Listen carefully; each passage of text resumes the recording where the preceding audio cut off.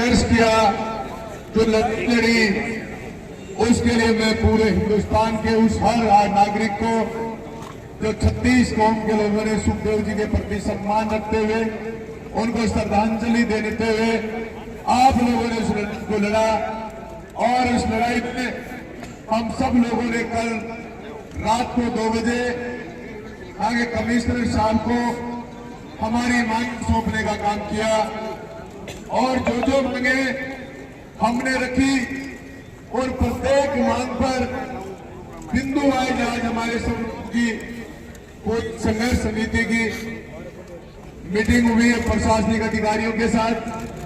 उसमें हमारे इस आंदोलन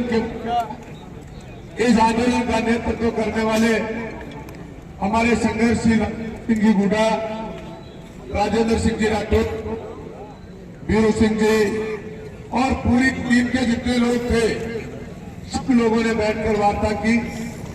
अब मैं आप लोगों को जो वार्ता हुई, जिन बातों, वो सारी बातें मैं आप लोगों के सामने पूरे लोगों के बीच में रखना चाहता हूं। नंबर 1 हमारी मांग थी, पुलिस द्वारा मुलजिमों को गिरफ्तार किया जाए। जो 2 शूटर हैं, शूटर को पुलिस कभी भी गिरफ्तार कर ले। हमारी बड़ी लड़ाई ये नहीं थी, हमारी बड़ी लड़ाई है कि साजिश में कौन कौन लोग थे, कहां थे। इसलिए उन साजिशकर्ताओं को, इस पूरे साजिशकर्ता में कौन राजनेता, कौन पुलिस के लोग, बाकी लोगों का हाथ था, उन सब के लिए हमारी, बाकी लोग नीचे बैठ जाओ, बाकी वाला नीचे बैठो। और वो हमारी गवर्नर साहब से बात हो गई, और एनआईए जांच के लिए आज एफआईआर दर्ज करवा दी गई, और एफआईआर को दर्ज करने के तुरंत बाद गवर्नर साहब ने उस एफआईआर को एनआईए को जांच देने के लिए मंगवा लिया गया है, और एनआईए को जांच दी जाएगी, क्योंकि इस मामले में अंतर्राष्ट्रीय लेवल का मामला है। यहाँ की जांच एजेंसी सिर्फ शूटरों को पकड़ सकती है। एनआईए में जो भी उसमें बैठे लोग जो साजिश कर रहे हैं, उनको भी उसमें शामिल किया जाएगा, और उनको इंटरपोल के माध्यम से गिरफ्तार करने की प्रक्रिया चलेगी। मुलजिम जो शूटर्स हैं, उनको पुलिस ने आइडेंटिफाई कर लिया। दोनों मुलजिमों को, एक कोई रोहित राठौर है और एक कोई नवीन फौजी, उन दोनों को आइडेंटिफाई कर लिया। पुलिस बहुत नजदीक है, अविलंब उनको गिरफ्तार कर लिया जाएगा। 2 नंबर हमारी, 3 नंबर हमारी मांग थी, श्री सुखदेव सिंह को लगातार जो धमकियां मिली, उन धमकियों के बाद लगातार उन्होंने डीजी साहब से, एडीजी क्राइम से, माननीय मंत्री हमारे राजेंद्र जी गुड्डा से, मुख्यमंत्री जी से, जितनी भी एजेंसियां थी और जितने भी सामाजिक संगठन थे, उन सब संगठनों ने राजेंद्र सिंह जी के लिए, सुखदेव सिंह जी के लिए सुरक्षा की मांग करी। पंजाब सरकार से लेटर आया कि इसको खतरा है, अदर स्टेट से, दिल्ली से आया कि इसको खतरा है। उसके बाद भी जो उच्चाधिकारियों ने सुखदेव सिंह को सुरक्षा प्रदान नहीं करके उनकी हत्या करने का जो षड्यंत्र रचा, उनके खिलाफ हमारी मांग थी कि न्यायिक जांच हो, और जो दोषी अधिकारी है उनके खिलाफ कार्रवाई की जाए। उसके लिए हमारी सहमति बनी। सेवानिवृत्त हाई कोर्ट के न्यायाधीश के द्वारा न्यायिक आयोग गठित किया जाएगा, और न्यायिक आयोग गठित करने के बाद 2 अधिकारियों से, अरे नीचे बैठ जाओ, सब देख रहे हैं। नीचे वो आगे वाले नहीं, बाद अनुसंधान फास्ट ट्रैक कोर्ट में देने की। जब हमारा मामला एनआईए में चला गया, तो एनआईए का कोर्ट भी स्पेशल है जयपुर में, और स्पेशल कोर्ट में हमारी सुनवाई होगी। इसलिए उसमें सुनवाई करेगा। उसके बाद हमारी 5वीं बात कि वर्तमान में वहाँ पुलिस विभाग के जो थानाधिकारी और वहाँ के बीट अधिकारी जो भी लगे हुए थे, उनकी लापरवाही रही कि उन्होंने उस समय उन मुलजिमों को बैठा तो सही है, स्थिति से भागने में कामयाब हो गए।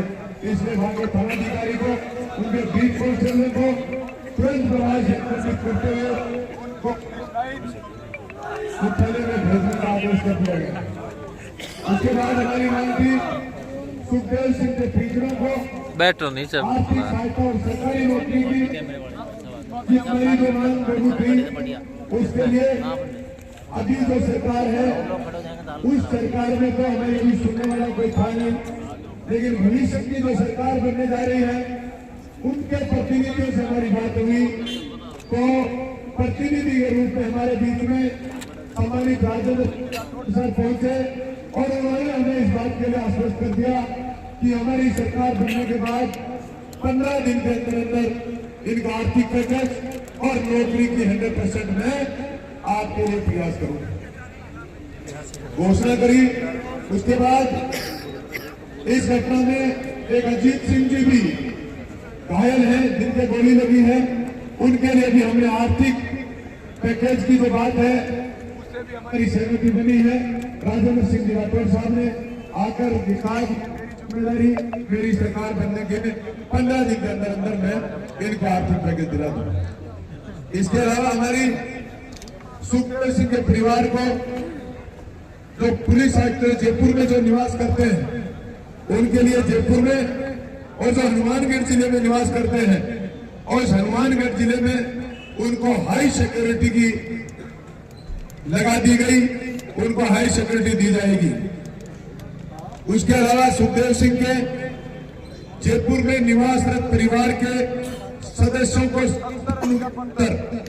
जयपुर आयुक्त द्वारा आवेदन पत्र प्राप्त होने से 10 दिन में स्वीकृत किया जाएगा, क्योंकि जयपुर में अभी तक उनके परिवार का कोई आवेदन नहीं है। और जिला हनुमानगढ़ में निवासरत परिवारजनों को शस्त्र अनुज्ञा पत्र के विचाराधीन आवेदन है 3, उन तीनों पर 10 दिन में अनुज्ञा पत्र स्वीकृत कर दिया जाएगा। जिला हनुमानगढ़ को शासन प्रमुख शासन सचिव गृह राजस्थान सरकार ने आदेशित कर दिया है। 10वीं मांग हमारी थी इस प्रकरण के समस्त गवाहों को जयपुर आयुक्तालय या संबंधित जिले में जहां वो कोई भी गवाह रह रहा है उस जिले से उनको सुरक्षा दिलाई जाएगी। उनकी सूचना तब तक रहेगी जब तक ये मुक्ति का निस्तार नहीं होगा। इसके अलावा हमारी इस चर्चा के दौरान बड़ी बात आई कि हमारे सामाजिक आंदोलनों के लोग, सामाजिक नेता, सामाजिक प्रतिष्ठित समाजों के संगठन के लोग जो भी हैं, जो हर आंदोलन में जब संघर्ष करते हैं, जो आगे बढ़ते हैं, तो उनको टारगेट बनाया जाता है, उन लोगों को फिर खतरा बढ़ जाता है। इसलिए ऐसे प्रतिष्ठित लोगों के लिए भी हमने लिखित में दिया कि ऐसे प्रतिष्ठित लोग, जो लोग हमेशा संघर्षरत रहते हैं, ऐसे लोगों को भी थ्रेट है, ऐसे लोगों की भी धमकियां दी गई हैं, ऐसे लोगों की भी पुलिस पूछताछ में जानकारी आई है, उनकी भी गहनता से जांच करके उन लोगों को भी सुरक्षित करने का काम किया जाए।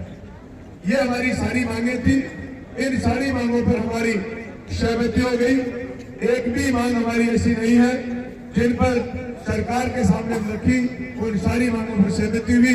ये संघर्ष समिति के बीच में और परिवारजन के बीच में सारी बातें होने के बाद आप सब लोगों को ये बातें बता दी गई। अब आज के इस आंदोलन के इस आंदोलन को लड़ने वाले मैं राजेंद्र सिंह जी गुड़ा साहब से निवेदन करूंगा,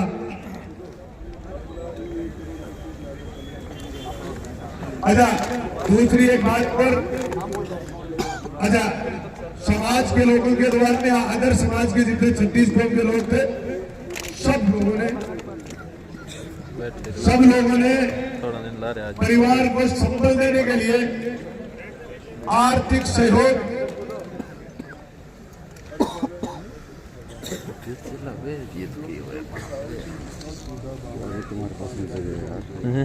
अच्छा डॉक्टर साहिर सिंह जी ने अभी 5 लाख की और घोषणा की।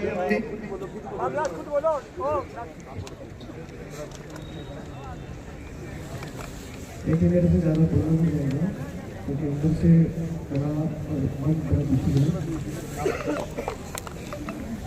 बैठा रहो साहब, बैठा रहो।